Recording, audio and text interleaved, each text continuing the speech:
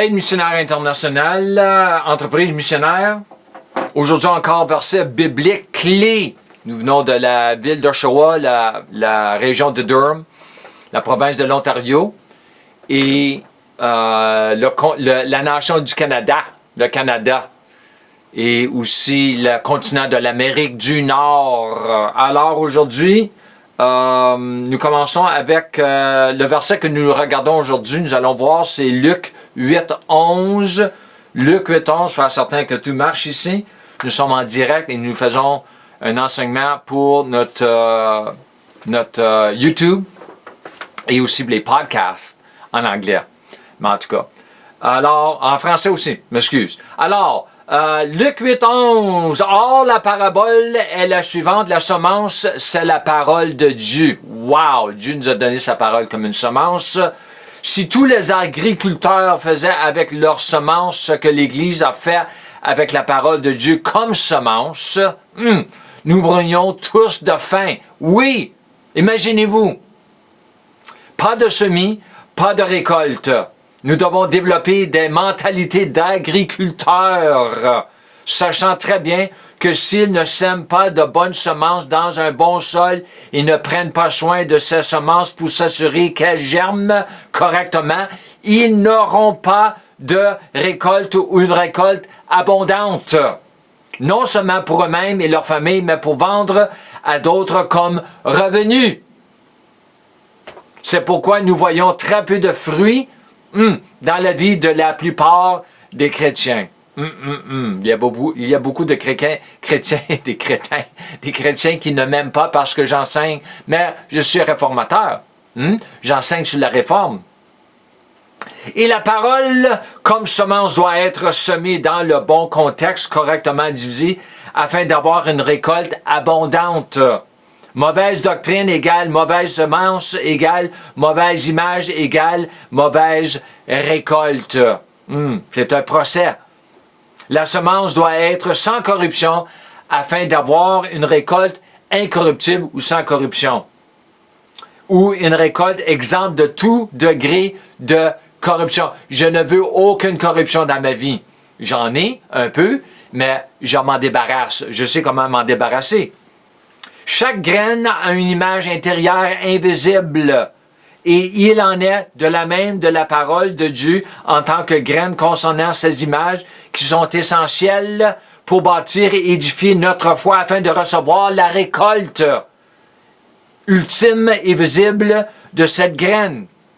C'est la foi qui met Dieu à l'œuvre. Sans la foi, Dieu ne peut pas être mis à l'œuvre dans notre vie. C'est pour ça que nous avons des problèmes. En ce qui concerne les paraboles du semeur, concernant la semence de la parole de Dieu, tout cela concerne l'âme. L'âme et pas l'esprit de l'âme. L'âme du croyant ainsi que celle du non-croyant, car c'est l'âme qui a besoin de faire l'expérience d'une formation ou d'une transformation comme dans un changement. La personne qui parle à vous, c'est pas mon esprit, c'est mon âme. Surtout une fois que l'esprit de l'homme a été recréé à l'image de Dieu. L'âme de l'homme est la partie ou la faculté de l'homme qui a besoin d'entendre l'Évangile et aussi croire l'Évangile. Car c'est la partie de l'homme qui croit ou qui doute ou qui ne croit pas. C'est la partie de l'homme. Avançons. L'homme a besoin d'être sauvé. Moi, quand je dis l'homme, je ne veux pas dire l'homme, le genre, l'homme mâle.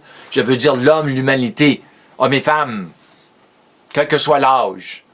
L'homme, c'est le mot anthropos. L'homme a besoin d'être sauvé en esprit avant tout, mais la partie de l'homme qui a besoin d'entendre et de croire l'Évangile est l'âme afin que Dieu puisse être libre de faire un travail de régénération sur l'esprit de l'homme.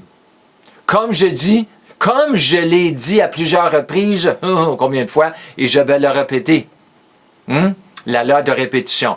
Le salut commence dans l'esprit de l'homme, mais il doit ensuite pénétrer dans l'âme de l'homme, selon Jacques 1:21, Romains 12:2, Éphésiens 4, 22 à 24.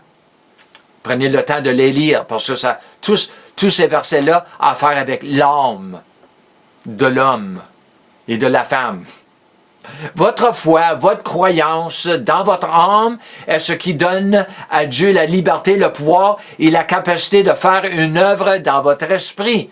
Et une fois que ce travail est fait, alors nous sommes ceux qui ont besoin de savoir ce que la parole a à nous dire et nous enseigner sur le renouvellement de notre intelligence et la transformation de notre âme. Une fois que l'esprit de l'homme a été sauvé, né de nouveau, récréé, régénéré, le reste du travail concerne l'âme. L'âme. L'âme. L'âme. Alors, nous finissons ici avec Marc 4, 26 à 32. Ça, c'est le processus de croissance de la semence. OK? Nous devons comprendre cela. Ça prend du temps. Comme ça prend du temps pour un fermier pour avoir une récolte. Yeah. Et Jésus nous parle de cela dans Marc 4, 26 à 32. 26 à 32. Jésus dit encore, il en est du royaume de Dieu, comme quand un homme ou une femme jette de la semence en terre. La terre, c'est le cœur.